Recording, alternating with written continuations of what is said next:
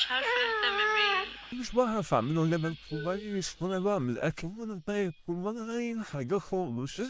ساعديني يا نادين معلش، وقفي معايا بالله كل عليك. يوم بيجيلي عشرات المسجات بنفس الطريقة كده، أمهات منهارة لسه والدين قريب من 3-4 شهور، ومش عارفين ياخدوا بالهم من نفسهم ولا من البيت ولا من البيبي، ولا عارفين يعملوا أي حاجة ولا يتحركوا ولا يروحوا ولا يجوا، حاسين إن حياتهم واقفة وبيمروا باكتئاب شديد.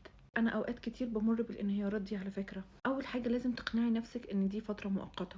هتجيبي ورقة وقلم وتكتبي فيها كل يوم أول ما تصحي من النوم وقبل ما تنامي 5 حاجات انتي ممتنة لوجودهم في حياتك. تاني حاجة هتكتبي مشاعرك على الورق، انت حاسة بايه دلوقتي وحاسة بكده ليه. تالت حاجة هتقنعي عقلك الباطن. العقل الباطن ما بيفهمش، بيسمع بس. يعني احنا محتاجين نسمعه انه دي فترة مؤقتة وهتمر بكل اللي فيها، هتمر يعني هتمر. لازم تقنعي نفسك ان دي فترة وهتعدي.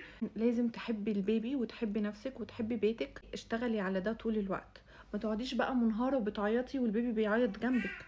اخرجي شمي هوا، انزلي العبي رياضة. الرياضة بتفرغ طاقة سلبية كتير. اعملي اي حاجة تفرغي بيها الطاقة السلبية اللي عندك. اعملي مديتيشن، حاولي ترتاحي من البيبي شوية، تخلي حد يساعدك فيه. اهم حاجة ما تسيبيش نفسك لحالة الانهيار دي.